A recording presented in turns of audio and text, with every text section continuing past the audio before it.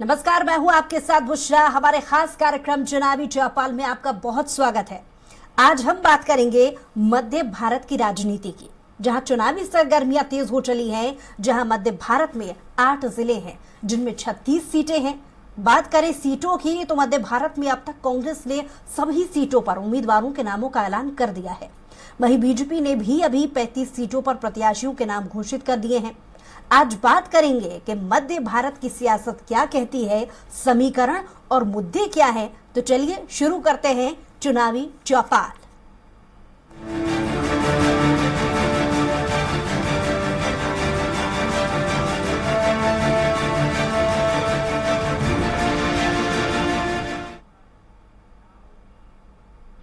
तो चुनावी चौपाल कैसा है, मध्य भारत क्षेत्र का मिजाज, ये टटोलने के लिए खास पैनल हमारे साथ जुड़ा हुआ है। सबसे पहले रुख करेंगे स्टेट हेड अजय त्रिपाठी की तरफ, जहां उनसे समझने की कोशिश करेंगे कि आखिर कैसे है समीकरण और कैसा है मध्य भारत क्षेत्र का मिजाज। अजय जी, बहुत स्वागत। बुशरा, मध्य प्रदेश का वो अंचल है जहाँ से कि डिसाइडिंग फैक्टर होता है। और मध्य भारत के बारे में कहा जाता है कि ये शुरू से जनसंघ के साथ रहता है और जनसंघ के तमाम लोग यहाँ जीतते चले आए। और आज भी जो 36 सीटें उसमें से बीजेपी के पास लगभग 23-24 सीटें और कांग्रेस के पास 13 सीटें इसमें से हैं। और बीजेपी का बड़ा दबाव रहता है, लेकिन पिछले कुछ दिनों में माहौल बदला है। जो आदिवासी इलाका, विशेषकर बैतूल, घोड़ा डोंगरी, टिमरनी, हरदा वाला इलाका जो है, वहाँ माहौल बदलता है तो वो इलाके कई बार बड़ा दिक्कत देते हैं। तो इस बार महत्वपूर्ण मुद्दा ये होगा कि चूँकि वर्तमान में मध्य भारत से जो सीट है उसमें बुधनी सीट भी आती है, जो मुख्यमंत्री शिवराज सिंह चौहान की सीट है। तो मध्य भारत का मुकाबला इसलिए महत्वपूर्ण जाता है कि ये डिसाइडिंग फैक्टर जो है वो पिछले 3 चुनावों से मध्य प्रदेश के मुख्यमंत्री को चुनता आ रहा है मध्य भारत। और मध्य भारत में ओबीसी वोट बैंक वो बहुत बड़ा है। जनरल वोट बैंक भी है, लेकिन ओबीसी का जो वोट बैंक है वही बहुत बड़ा है। और वही डिसाइडिंग करता है कि हरदा का हो, चाहे हरदा हो, टिमरनी हो, बुधनी हो, उदयपुरा, भोजपुर, सांची, ये तमाम सीटें जो हैं ये मध्य भारत की ऐसी सीटें हैं जहाँ पर कि ओबीसी बहुत डिसाइडिंग फैक्टर होता है। और इसीलिए ओबीसी डिसाइडिंग फैक्टर होने की वजह से कई बार उन प्रत्याशियों को जगह दी जाती है जो प्रत्याशी उस तबके के आते हैं, जिस तबके से ओबीसी वर्ग के आते हैं। उन प्रत्याशियों को दोनों ही पार्टियां मैदान में उतारने की पूरी कोशिश करती हैं।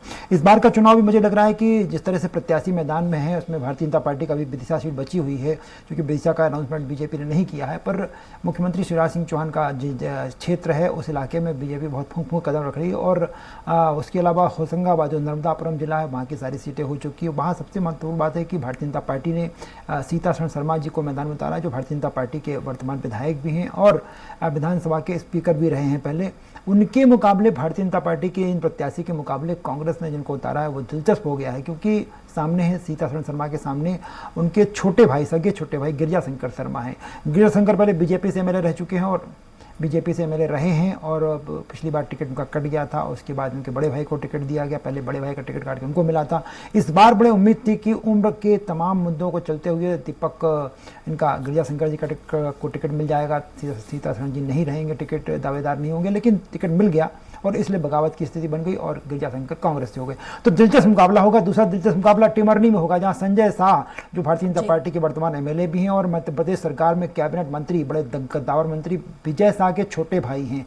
और लेकिन उनके सामने कांग्रेस ने जिसको मैदान में उतारा है वो उनके सगे भतीजे हैं। इन तीनों भाइयों में जो सबसे बड़े हैं अजय शाह, उनका बेटा अभिजीत मैदान में है। तो इस बार अभिजीत शाह और संजय शाह दोनों आमने सामने मैदान में। हालांकि पिछली बार भी अभिजीत शाह ने अपने भतीजे को, एक दूसरे भतीजे को हराया था। तो ये मुकाबला बड़ा दिलचस्प होगा। तो इस तरह की तमाम सीटें। और राजगढ़ इलाका जो है, राजगढ़ कॉन्स्टिट्यूंसी जो है वो मध्य भारत में आती है और मध्य भारत की इस कॉन्स्टिट्यूंसी पर दिग्विजय सिंह का बड़ा दबदबा रहता है। दिग्विजय सिंह का, चूँकि उसकी कभी जब राजगढ़ पार्लियामेंट्री कॉन्स्टिट्यूंसी होती थी उसका सबसे बड़ा हिस्सा दिग्विजय सिंह का ये पूरा अंचल कहा जाता है। तो उनका दबाव भी यहाँ पर काफ़ी कुछ रहता है। तो स्वाभाविक रूप से मुख्यमंत्री शिवराज सिंह चौहान, सीतासरण शर्मा, इधर आप चलें तो दिग्विजय सिंह का प्रेशर, ये तमाम कवायद देखिए मध्य भारत की पॉलिटिक्स को बहुत एक अलग अंदाज प्रेजेंट करती है। जी बुथरा जी, लौटूंगी आपके पास। अजय जी, हमारे संवाददाता संजय डोंगर दिवे भी लाइव जुड़ गए हैं और जिस तरीके से स्वराज एक्सप्रेस भी लगातार जो सर्वे हो रहा है उसके आधार पर जो ओपिनियन पोल बना चुका है उसको लेकर के जो अलग अलग समीकरण आ रहे हैं, संजय से इस पर एक रिपोर्ट ले लेते हैं। संजय, क्या समीकरण कहते हैं कि आखिर मतदाता के मन में चल क्या रहा है? अगर बुशरा देखा जाए तो मतदाता का मन जो है कह रहा है कि कहीं ना कहीं जिस प्रकार से हमने कहीं सीटें ऐसी देखी है, जैसे अगर गोविंदपुरा सीट की बात कर ली जाए तो गोविंदपुरा सीट में 50 साल से 1977 से मात्र 2 बार कांग्रेस की जीत हुई है। उसके बाद वहां पे एक ही परिवार का अधिकार रहा है, यानी गौर परिवार का। तो गौर परिवार के जो बाबूलाल गौर रहे हैं, काफी समय से वहां पे विधायक रहे हैं, मंत्री रहे, मुख्यमंत्री रहे। उसके बाद अगर उस सीट पे देखा जाए तो कहीं ना कहीं कृष्णा गौर ने अपना कब्जा जमा रखा है 2 बार से, अब दूसरी बार का विधायक होंगी। अगर उसी क्षेत्र में बात करी जाए तो आम जनता की जो वहां सबसे बड़ी परेशानी है, उस क्षेत्र में सबसे बड़ी बात आती है एक तो रोड के चौड़ीकरण की, अतिक्रमण की। वहां पे सबसे बड़ी परेशानी लोगों का सामना करना पड़ रहा है। वहां पे कहीं ना कहीं ये देखा जाए तो ग्रामीण क्षेत्र जो काफी बड़ा एक ग्रामीण क्षेत्र वहां पड़ता है, तो वहां पे ग्रामीण क्षेत्रों को भी एक थोड़ी सी नाराजगी वहां पे देखने को मिल रही है, क्योंकि जो रोड की बात करी जाए या पानी पीने के पानी की व्यवस्था की बात करी जाए तो वहां पे उसकी परेशानियां वहां पे अभी भी देखने को मिल रही है। वहीं अगर अन्य क्षेत्रों में बात करूं तो कहीं ना कहीं रोडों की परेशानी का है, हम कई जगह बात कर ली जाए तो वहां पे सरकार कहती है कि रोड का जाल बिछा दिया है, लेकिन गोविंदपुरा क्षेत्र में कहीं ना कहीं रोडों के कारण आज भी आम जनता परेशान है। और सबसे बड़ा मुद्दा तो वहां पे वही आता है बेरोजगारी और एजुकेशन की कमी का, क्योंकि वहां पर सरकारी कॉलेज के नाम पर एक कॉलेज है और अगर स्कूलों के नाम पे देखा जाए तो सरकारी स्कूल मात्र एक स्कूल है जिसमें पूरे विधानसभा क्षेत्र को कवर कर रखा है। वहीं अगर हम दूसरी जगह चले आए नरेला क्षेत्र में, तो नरेला क्षेत्र में भी सबसे बड़ी बात आती है कि नरेला क्षेत्र में विश्वास सारंग ने अपना कब्जा रखा हुआ है वहां पे, और अब उनके सामने मनोज शुक्ला वहां पे उनके साथ चुनाव लड़ रहे हैं। तो कहीं ना कहीं वहां पर भी एक सबसे बड़ी बात आती है, उस क्षेत्र में आता है कि अतिक्रमण, क्योंकि वहां की रोड का जोड़ीकरण जो होना चाहिए था, रोडों पे चौड़ीकरण नहीं है, वहां पे अतिक्रमण ज्यादा है और वहां पे जो कह सकते हैं कि असामाजिक तत्वों का काफी वहां पे जोर पकड़ा हुआ है। तो एक वो भी एक कारण वहां से निकल रहा है। अगर हम ये पूरी बात कर ली जाए तो ये 2 क्षेत्रों में कहीं ना कहीं ये दोनों पे भारतीय जनता पार्टी का काफी लंबे समय से कब्जा है, लेकिन आम जनता की परेशानियां अभी भी जस की तस है। मान लो उनका ये कहना है पानी जो बिजली की बात आती है, बिजली देते तो हैं लेकिन कहीं ना कहीं हमारे यहाँ भी कटौती होती है, उसके बाद भी परेशानियों का सामना करना पड़ रहा है। सरकार ने अपनी बातें में जरूर कहा कि हमने सरकार 20 साल में पानी, सड़क, पानी, बिजली आम जनता तक पहुंचाई है, लेकिन कहीं ना कहीं आज भी उससे लोग बाग नाराज है कि मात्र उससे ही नहीं, बेरोजगारी एक सबसे बड़ा मुद्दा है। अगर मैं पूरे भोपाल की बात करूं और भोपाल के अन्य जो 5 सीटें हैं उस पर भी चर्चा की जाए तो कहीं ना कहीं सबसे बड़ा मुद्दा जो निकलता है बेरोजगारी का सबसे बड़ा मुद्दा निकल रहा है। और अगर देखा जाए तो एक रोड को लेकर जो चौड़ीकरण की बात करी जाए, अतिक्रमण की बात करी जाए तो पूरे भोपाल के आसपास के क्षेत्रों में भी अतिक्रमण फैला हुआ है। बेरसिया सीट की बात की जाए तो बेरसिया सीट में सबसे ज्यादा मुश्किलों का सामना जो करना पड़ा, क्योंकि SC/ST का क्षेत्र है, SC/ST OBC के वहां पे काफी बड़ी संख्या में लोग निवास करते हैं और वहां पर ये देखा जाता है। ठीक है संजय, लौट आपके पास हमारे साथ कमल भी लगातार जुड़े हुए हैं आष्टा से। कमल, जिस तरीके से देखा जाए, क्योंकि स्वराज एक्सप्रेस जिस तरीके से अपना डेटा निकाल करके चुनावी समीकरण किस तरीके से बन रहे हैं ये जानने की हमने काफी हद तक बहुत नजदीक से कोशिश की है। अलग अलग संभागों में अलग अलग समस्याएं होती हैं, और अगर बात आज हम मध्य भारत की कर रहे हैं, ऐसे कौन से स्थानीय मुद्दे वहां के हैं जो सीधे तौर पर असर डाल रहे हैं मतदाता के मन पर?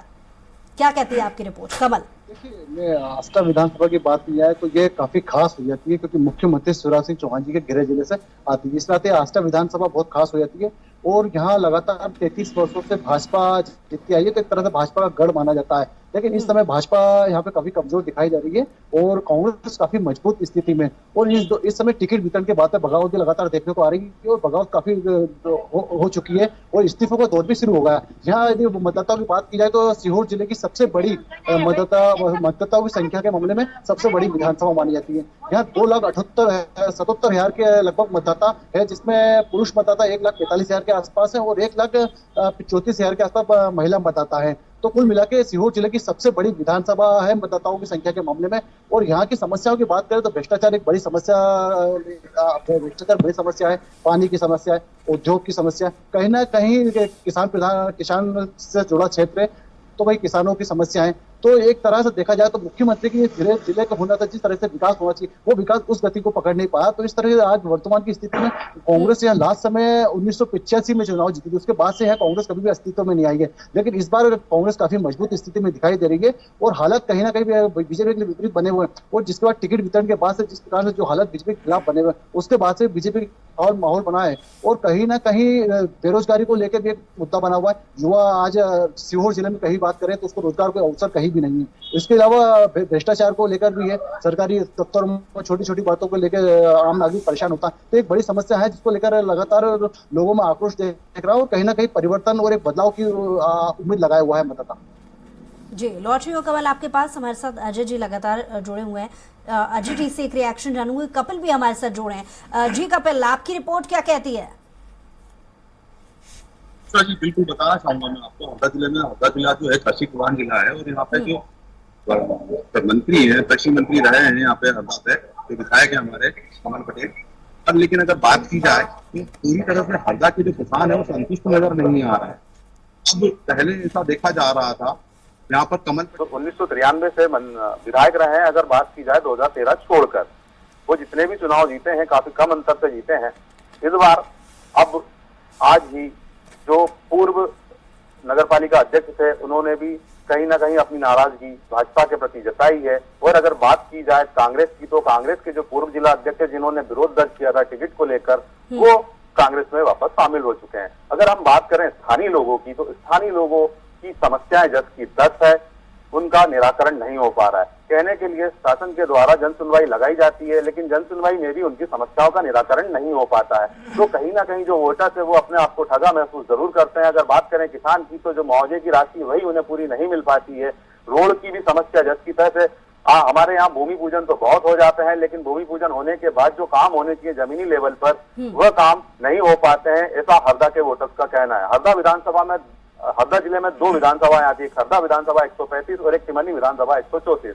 टिमरनी विधानसभा की अगर बात करूं तो वहां फिर चाचा भतीजे आमने सामने हुए हैं। पूर्व में भी 2018 के चुनाव हुए थे, तब भी चाचा भतीजे आमने सामने थे। जो संजय शाह जी हैं, जो विधायक रह चुके हैं वहां से पहले भी, और निर्दलीय भी वहां से चुनाव लड़कर जीते हैं। तो एक उनका काफी बड़ा दबदबा रहा है शाह परिवार का।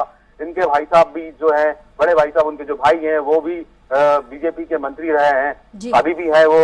तो अगर बात की जाए अभिजीत शाह की, जो उनके भतीजे हैं, अब उन्होंने इतनी अच्छी तैयारी अपनी करी हुई है, लोगों के बीच में एक अपना रोष उन्होंने कायम किया है। अगर वोटर्स की बात करें तो वोटर्स उधर के जो है वो ज्यादातर एसटी वोटर्स हैं। एसटी वोटर्स, आदिवासी वोटर्स जो है अपने आप जो अपनी जो समस्याएं, मूल समस्याएं, रोड, पानी, इसको लेकर काफी विरोध दर्ज उन्होंने बीजेपी को लेकर किया हुआ है। जिस तरीके से आपने अन्य पिछड़ा वर्ग और इन वर्ग से जो समीकरण बताया है, उस पर एक रिएक्शन अजय जी से चाहूंगी। अजय जी, 36 जिलों से बना मध्य भारत रीजन, इसमें 36 सीटों पर आज हम बात कर रहे हैं। तो इन 36 सीटों में अलग अलग, जैसा कि हमारे संवाददाता बता रहे हैं, अलग अलग क्षेत्र के हिसाब से अलग अलग समस्याएं हैं। ओवरऑल अगर समझा जाए, अन्य पिछड़ा वर्ग वोट बैंक जो काफी हद तक प्रभाव डाल सकता है, इसे आप किस तरीके से देखिए? स्वाभाविक रूप से देखिए, जो ओबीसी का जो वोट बैंक है बहुत बड़ा वोट बैंक है। चाहे वो हरदा की बात हो, चाहे सीहोर में, सीहोर की जो 4 सीटें हैं, बुधनी, आष्टा, इछावर, सीहोर, वहाँ भी ओबीसी एक बड़ा वोट बैंक होता है। और हरदा, टिमरनी, दोनों जगह पर डिसाइडिंग फैक्टर होते हैं। क्योंकि कमल पटेल का जो परिवार है वो पूरा का पूरा एक बड़ा दबंग परिवार माना जाता है। तो लेकिन जब राम के उनके एक दबंग परिवार के सामने जब एक सामान्य व्यक्ति खड़ा होता है तो स्वाभाविक रूप से दिक्कतें होती हैं। और पिछले, जैसा कि वो कपिल खुद बता रहे हैं कि लंबे समय से वो विधायक हैं और क्या कृषि मंत्री भी रहे हैं, पावरफुल में इसके पहले राजस्व मंत्री भी रहे हैं, वो चिकित्सा शिक्षा मंत्री भी रहे हैं, तमाम उनके पास विभाग रहे हैं कमल पटेल के पास। लेकिन हरदा का जो डेवलपमेंट होना चाहिए था वैसा डेवलपमेंट नहीं होता। एक परसेप्शन जो बन जाता है कई बार उस इलाके में कि कमल पटेल के परिवार की दादागिरी चलती है, कमल पटेल का अपना जो एक दबदबा है वो कई बार मतदाताओं को प्रभावित करता है। लेकिन धीरे धीरे स्थितियां बदल रही हैं और ये भारतीय जनता पार्टी के लिए बड़ा चौंकाने वाला एक स्थिति हो सकती है अगर कोई परिणाम बदल जाए तो। लेकिन टिमरनी की जहाँ तक बात है, टिमरनी में भी डिसाइडिंग फैक्टर देखिए, विजय शाह और गौंड परिवार से आते हैं, जो कहते हैं उनके भतीजे हैं अजय, उनके अभिजीत, वो उनके बड़े भाई अजय शाह के बेटे हैं। और स्वाभाविक रूप से दोनों चाचा भतीजे आमने सामने हैं। लेकिन ऐसे में जो इनका राजसी परिवार है, मकड़ई राज परिवार, जहाँ से विजय शाह, उनके तीसरे भाई जो हैं वो मध्य सरकार में मंत्री हैं, वो हरसूद से विधायक रहते हैं। तो ये सारा का परिवार मिलकर लड़ता है। लेकिन वहाँ भी अब जो ओबीसी का फैक्टर है, तो पिछले कुछ दिनों में जिस तरह से बीजेपी ने तमाम फैक्टर्स दिए हैं, 27% आरक्षण की बात कांग्रेस ने की है ओबीसी के लिए। ओबीसी का झगड़ा पिछले 5-6 महीने में, लगभग 1 साल में देखिए ओबीसी एक महत्वपूर्ण इशू मध्य प्रदेश में बना रहा है। सुप्रीम कोर्ट तक मामला पहुंचा, कमलनाथ सरकार 27% आरक्षण देकर चली गई थी और मामला कानूनी विवाद में रच गया। तो मुझे लगता है कि इन सारी सीटों पर ओबीसी बहुत बड़ा वोट बैंक जो है वो डिसाइडिंग फैक्टर होगा। और इसीलिए कांग्रेस और बीजेपी दोनों की दोनों, देखिए बीजेपी में लगातार शिवराज सिंह चौहान का फेस आगे किया जा रहा है, जो खुद ओबीसी ग्रुप से, ओबीसी से आते हैं। उसके अलावा खुद कमल पटेल जाट कम्युनिटी से कोई बिलोंग करते हैं, पुरुषोत्तम और तमाम जो इस तरह के डिसीजन दोनों पार्टियों ने लिए हैं, वो इस बात को ख्याल रखा गया। आप पूरा आकलन करके देखिए तो सारी सीटों पर इस बात का ख्याल रखा गया है कि ओबीसी वोट बैंक ज़्यादा से ज़्यादा उनके पक्ष में आ सके। ये कोशिश पूरे इलेक्शंस में साफ दिखाई पड़ रही है। लेकिन ये तय है कि जैसा कि कपिल और कमल दोनों कह रहे हैं कि डेवलपमेंट का मुद्दा अगर जनता के मन भर गया तो ना तो आपका ओबीसी चलेगा, ना एससी मुद्दा चलेगा, ना एसटी मुद्दा चलेगा। लेकिन ये डेवलपमेंट बड़ा विषय है। सड़कें जो पहले 2008 में और 13 में भारतीय जनता पार्टी ने जिस तरह से काम किया था, डेवलपमेंट किया था, सड़कें बहुत अच्छी बनी थी, सड़कों में काम हुआ था। लेकिन 2018 के बाद 2018 से 23 वाला जो रिदम रहा, ये पॉलिटिकली और कोरोना, इन दोनों कारण से जिस तरह से माहौल गड़बड़ाया, पहले कांग्रेस की सरकार बन गई, फिर बीजेपी की सरकार बन गई, फिर कोरोना बना रहा। ऐसे में बार बार आरोप लगते रहे कि लोगों ने अपना घर भर लिया, चाहे वो मंत्री हों, बाकी अन्य लोग हों, अपना घर भर लिया। डेवलपमेंट का वो रवैया नहीं हो पाया जो 2018 और 2018 के पहले जो बीजेपी सरकार ने डेवलपमेंट किया। तो उसका असर स्वाभाविक रूप से कपिल और कमल जैसा बता रहे हैं कि सभी सीटों पर, सिर्फ हरदा जिले की सीटें या सीहोर जिले की सीटें नहीं, बाकी पूरे मध्य भारत की सभी सीटों पर इसका डेवलपमेंट का असर दिखाई पड़ेगा। क्योंकि सड़कों की स्थिति बहुत अच्छी नहीं जो पहले हुआ करती थी, जो सरकार के सपने हुआ करते थे, वैसा माहौल नहीं दिखाई पड़ रहा है। तो स्वाभाविक रूप से वो एक बड़ा मुद्दा होगा। पर अंत में फिर वही बात जो आप कह रही थी कि इस सब के बीच ओबीसी वोट बैंक को साधने की कोशिश इस तरह दोनों पार्टियों ने की है, वो जिसकी तरफ थोड़ा सा झुक जाएगा वो उसकी विजय स्वाभाविक है। बिल्कुल सही बात आपने यहाँ पर कही कि ये गेम चेंजर साबित हो सकता है। क्षेत्र मुद्दे हावी हो सकते हैं, वर्गवार तरीके से जो हम समीकरण समझ रहे थे कि वर्गवार तरीके से एक अलग बात है, लेकिन स्थानीय मुद्दे भी कहीं ना कहीं हावी हो सकते हैं और गेम चेंजर साबित हो सकते हैं। इस पर कमल आपसे एक रिपोर्ट चाहूंगी। आपने बहुत अच्छे से समझाया कि क्षेत्र के मुद्दे कौन कौन से हैं, लेकिन वर्गवार तरीके से अगर समझ लिया जाए तो वहां पर वोट परसेंटेज कितना प्रभावी इस संदर्भ से हो सकता है। देखिए, मैं बताना चाहता हूँ आष्टा विधानसभा, देखिए मैं आपको बताना चाहता हूँ आष्टा विधानसभा काफी खास हो जाती है क्योंकि मुख्यमंत्री शिवराज सिंह चौहान जी के गृह जिले की विधानसभा क्षेत्र है और मतदाताओं की संख्या के मामले में सबसे बड़ी विधानसभा है, जहां 2,77,000 से ज्यादा मतदाता है। और जहां पुरुष मतदाता की बात की जाए तो 1,45,000 मतदाता है और 1,35,000 महिला मतदाता है। ये अनुसूचित जाति के लिए आरक्षित है और लगभग 33 वर्षों से यहाँ बीजेपी का कब्जा है और भाजपा के विधायक यहाँ लगातार बनता है। लेकिन यहाँ देखा जाए जिस तरह से विकास होना चाहिए, मुख्यमंत्री जी के गृह जिले की विधानसभा उस स्तर पर विकास नहीं पाया, डेवलपमेंट जो होना चाहिए था डेवलपमेंट नहीं बना। शिक्षा और स्वास्थ्य को लेकर काफी लोगों में नाराजगी देखी जाती है। उद्योग के लिए उद्योग भी यहाँ ऐसा कोई बड़ा नहीं जिसके लिए युवा जो रोजगार के लिए कहीं ना कहीं बाहर पलायन करता है, बाहर जाता है। और बेरोजगार की एक बड़ा विषय है, बड़ा मुद्दा। भ्रष्टाचार भी एक बड़ा विषय देखने को आएगा। और इस बार हालात यह है कि भाजपा और कांग्रेस में इस बार कई टक्कर देखने को आई क्योंकि कहीं ना कहीं दोनों ने अपने नए कैंडिडेट उतारे, दोनों दूसरे दल से आए हुए हैं। भाजपा ने कांग्रेस जी कमल, हम बात कर रहे थे कि जैसे आपने बिल्कुल कहा कि आपके सीहोर जिले की तमाम सीटें अनुसूचित जाति की आरक्षित सीट भी है, और लेकिन ये तय है कि उस इलाके में भी ओबीसी का वोट बैंक भले किसी सीट पर कम है, किसी सीट पर बहुत ज्यादा है, लेकिन ऐसा लगता है आपको कि क्या उस इलाके में ओबीसी का वोट बैंक वो डिसाइडिंग फैक्टर बन सकता है, जिसकी तरफ झुक गया तो शायद उस पार्टी की उस प्रत्याशी के पक्ष में जीत हो सकती है। ओबीसी वोट बैंक की बात कर रहे हैं। जी बिल्कुल, आपका कहना सही है। ओबीसी जो मतदाता वो बिल्कुल टर्निंग पॉइंट रहता है, जो जिधर उसका रुक जाएगा उस तरह कहीं ना कहीं चुनाव का मुड़ जाएगा। और इस प्रकार से आष्टा में अनुसूचित जाति का जो वोट है वो कहीं ना कहीं काफी ज्यादा है और इसलिए यहाँ आरक्षित भी है। 43,000 माली बलाई समाज का वोट है और ओबीसी का काफी अच्छा परसेंटेज है। और एक तरह से देखा जाए तो ओबीसी का जिधर रुख होगा उधर यहाँ का फैसला नतीजा बनेगा। लेकिन हालात बहुत बीजेपी के विपरीत बने हुए, ओबीसी वोटर कहीं ना कहीं नाराज दिखाई दे रहा है। आपके जिले की सबसे इंपॉर्टेंट सीट जो की सबसे हॉट सीट है बुधनी, आप ही के जिला के आपके इलाके आपके कार्य क्षेत्र में आती है। बुधनी में जिस तरह से इस बार कांग्रेस में दांव चला है मस्ताल जी को लाकर के, जो रामायण के हनुमान हुआ करते थे, क्या ये दिलचस्प मुकाबला पर होगा कि कोई डिसाइडिंग फैक्टर भी हो सकता है? बिल्कुल, एक तरह से कह सकते हैं कि शिव के सामने हनुमान को मैदान में उतारा है, तो एक तरह से देखते हैं बहुत कड़ा मुकाबला देखने को मिल सकता है। लेकिन जो पिछले चुनाव था वहां उतना कड़ा मुकाबला तो नहीं हुआ क्योंकि देखा जाए कि कांग्रेस वहां पूरी ताकत झोंकी थी। लेकिन इस बार कहीं ना कहीं कांग्रेस वहां ताकत झोंकते हुए दिखाई नहीं दे रही है। एक तरह से जब विक्रम मस्ताल अकेले हनुमान जी की तरह कहीं ना कहीं शिवराज के गढ़ में चुनौती देते हुए दिखाई दे रहे हैं और काफी मुस्तैदी से वो इस तरह अपनी लड़ाई लड़ रहे हैं। और कहीं ना कहीं कांग्रेस संगठन जिस तरीके से उनका साथ होना चाहिए उस तरीके से अभी से साथ मौजूद नहीं है। तो कहीं ना कहीं शिवराज वहां पर भारी। एक सवाल और कमल की बुधनी इलाके में चीज देखी जाती है कि चाहे टिकट मिले चाहे ना टिकट मिले, डिसाइडिंग फैक्टर कांग्रेस के लिए बड़ा पावरफुल हुआ करता था। टिकट किसी को भी मिले, कांग्रेस के लिए सबसे पावरफुल हुआ करता था राजकुमार पटेल फैमिली का बैकअप। लेकिन इस बार राजकुमार पटेल चूंकि खुद भोजपुर से चुनाव लड़ रहे हैं, तो मुझे नहीं लग रहा कि ये राजकुमार पटेल हो या देव कुमार पटेल हो या विभा पटेल, पूरा पटेल परिवार शिफ्ट हो जाएगा भोजपुर की तरफ। तो कांग्रेस में जो बैकअप मिलता था उस परिवार का, हर तरह से बैकअप मिलता था। कांग्रेस कार्यकर्ताओं के रहने की व्यवस्था, उनके खाने की व्यवस्था, उनके आने की व्यवस्था, जाने की व्यवस्था पटेल परिवार हमेशा करता था। हमने कई चुनाव में देखा है, भले टिकट उनकी फैमिली में मिले चाहे ना मिले। लेकिन इस बार चूंकि राजकुमार पटेल खुद अलग कॉन्स्टिट्यूंसी में उलझे रहेंगे, तो क्या इसका असर कांग्रेस पर पड़ेगा क्या? बिल्कुल पड़ा, बिल्कुल उस विधानसभा में इसका असर पड़ता है, क्योंकि राजकुमार पटेल एक वहाँ विधायक रह चुके हैं और उसके बाद में वो मंत्री भी रह चुके हैं। लेकिन अब वो भोजपुर से लड़ रहे हैं, तो कहीं ना कहीं इसका इफेक्ट उस विधानसभा में फर्क पड़ेगा। और हनुमान जो विक्रम बस्तर वहां से चुनाव लड़ रहे हैं, जिस तरह से उनको उस मैदान में होना चाहिए, कांग्रेस को वहां एक तरीके से पूरी ताकत झोंकना चाहिए। अरुण यादव पिछला चुनाव देख सकते हैं 2018 में, जहां अरुण यादव के होते हुए कांग्रेस ने पूरी ताकत झोंकी थी, राहुल गांधी की वहां सभा हुई थी। तो कांग्रेस जो ताकत झोंकना चाहिए वहां ताकत झोंकते हुए काफी कमजोर नजर आ रही है। मैं थोड़ा सा इछावर और सीहोर पे आता हूँ। इछावर में करण सिंह वर्मा की निश्चित रूप से ये माना जाएगा कि छवि बहुत स्वच्छ है उनकी छवि, लेकिन जो सक्रियता दिखाई पड़ना चाहिए, तो उम्र दराज भी हो गए हैं बहुत दिन से, बैकअप बहुत ज्यादा एक्टिव, तो क्या उसका असर पार्टी पड़ेगा? दूसरा में सीहोर में सुदेश राय, स्वाभाविक रूप से सुदेश राय का एक बड़ा परिवार है, उस राय फैमिली की जो छवि वहां पर, उसकी तुलना में अगर सक्सेना फैमिली की जो छवि है, दोनों को मेकअप किया जाए, तो आपको क्या लगता है कि एक तो इछावर में शैलेंद्र के बीच और करण सिंह वर्मा के बीच, और इधर इछावर में अगर चला जाए शशांक के बीच, अगर शशांक की जगह और कैंडिडेट दूसरा होता इस पार्टी से, तो कोई ज्यादा असर पड़ता? दोनों सीटों का एनालिसिस।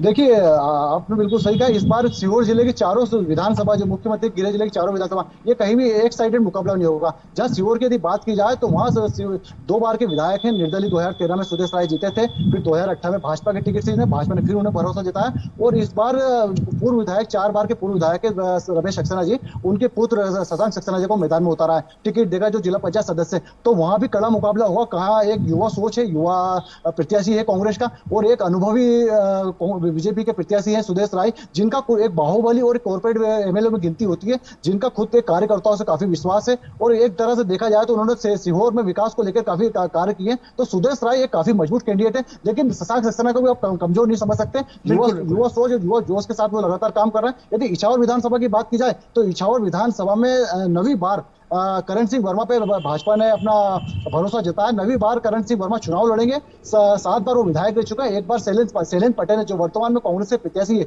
उन्होंने 2013 में उनको हराया था, और अब इस बार फिर एक बार कई टक्कर देखने को मिल रही है। तो दोनों में कहीं ना कहीं एक अनुभव और एक युवा, यहाँ भी सीहोर के और इछावर दोनों में इस बार कई टक्कर मिलेगी। तो कांग्रेस सीहोर में और इछावर में, और आस्था की बात की जाए तो आस्था में भी काफी मजबूत स्थिति में। तो तीनों विधानसभा पे कहा जाए कि कांग्रेस कहीं ना कहीं अपनी मजबूती से दावा पेश कर रही है। बिल्कुल सही। दूसरा इसमें सबसे महत्वपूर्ण बात है कि जब पूरा का पूरा इलाका है, जब आप सीहोर की बात करें, एक इस बार जो एक नई रणनीति दिखाई पड़ने जा रही, जैसा कि कमल बता रहे थे कि युवा बनाम बुजुर्ग, ये अगर मैसेज भी चल गया, तो जैसे कि करण सिंह वर्मा काफ़ी बुजुर्ग नेता, उनकी बहुत अच्छी छवि है, लेकिन एक बुजुर्ग नेता हैं, और बुजुर्ग नेता के सामने स्वाभाविक रूप से आप शैलेंद्र पटेल ज़्यादा एक्टिव दिखाई पड़ते हैं।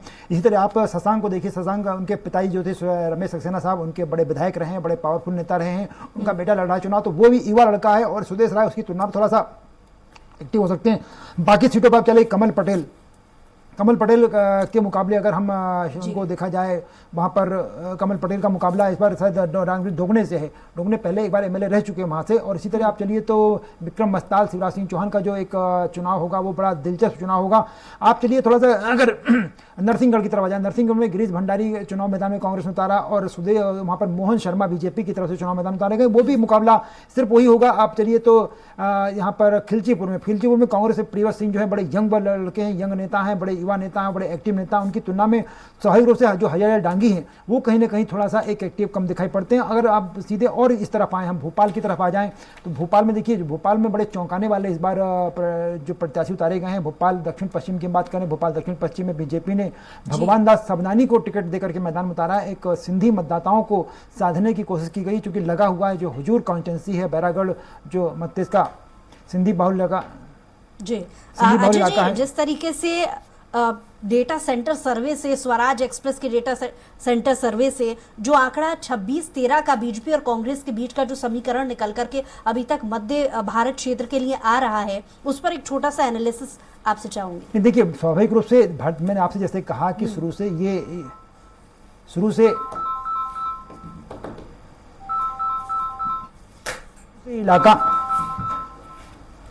इलाका जो है वो जनसंघ का गढ़ रहा है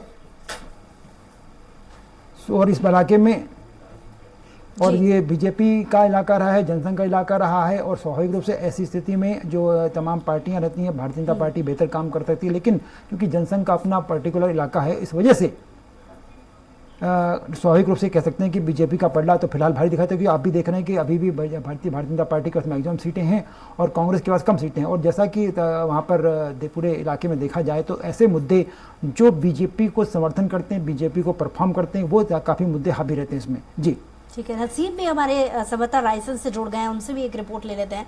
जी नसीम, क्या कहती है आपकी रिपोर्ट?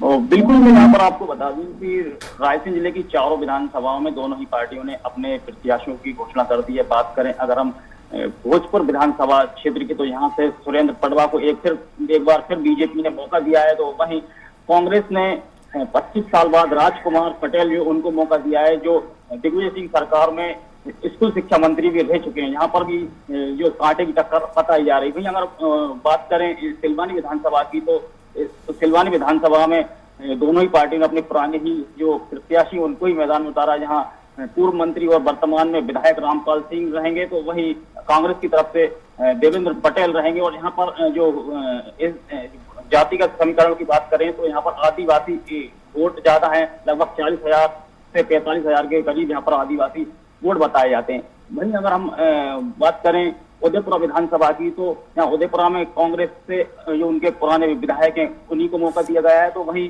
जो बीजेपी ने नए चेहरे को मौका दिया है, जिसमें शिवाजी पटेल को मौका दिया गया है। बता दें कि यहाँ पर उदयपुरा विधानसभा में जो किरार वोट है वो ज्यादा है, लगभग 40 से 45,000 किरार वोट बताए जाते हैं। इसी को देखते हुए इन्होंने बीजेपी ने शिवाजी पटेल को मौका दिया है। अगर हम बात करें जो सांची विधानसभा सीट की, तो ये अनुसूचित जाति के लिए आरक्षित सीट है और जहाँ से 1977 के बाद से डॉक्टर का ही दबदबा रहा है। किसी ने भी चुनाव जीता हो मगर डॉक्टर यहाँ पर ये सीट रही हाथ में। तो यहाँ पर सांची से बीजेपी ने प्रभुराम चौधरी को मौका दिया है, जो 2020 में कांग्रेस से बीजेपी में आए थे। और वहीं कांग्रेस ने जीसी गौतम को यहाँ से अपना मौका दिया। हालांकि जीसी गौतम 2020 से ही राजनीति में आए हैं, जो स्वास्थ्य मंत्री के कांग्रेस से बीजेपी में जाने के बाद ये चेहरा निकल के आए थे। और उपचुनाव में कांग्रेस से इन्होंने टिकट मांगा था, मगर इनको टिकट नहीं मिला था और कांग्रेस ने मदन लाल चौधरी को टिकट दिया था। मगर इस बार उन्होंने कांग्रेस ने इन पर भरोसा जताया और उनको टिकट दिया है। जीसी गौतम भोपाल में हृदय रोग के डॉक्टर हैं। अब ये कांग्रेस के यहाँ से उम्मीदवार, सांची से उम्मीदवार बनाए गए हैं। चलिए नसीम, बहुत शुक्रिया तमाम जानकारी के लिए, और कमल आपका भी बहुत शुक्रिया तमाम जानकारी के लिए। अजय जी आपका भी बहुत शुक्रिया हमारे साथ जुड़ने के लिए। बहरहाल मध्य भारत को लेकर कैसा है मध्य भारत क्षेत्र का मिजाज, ये जानने की हमने कोशिश की विस्तार से, और ऐसी अगली रिपोर्ट के साथ फिर हम हाजिर होंगे। बहरहाल आज की हमारी खास पेशकश में तय। कुछ और खबरों के लिए देखते रहिए स्वराज एक्सप्रेस।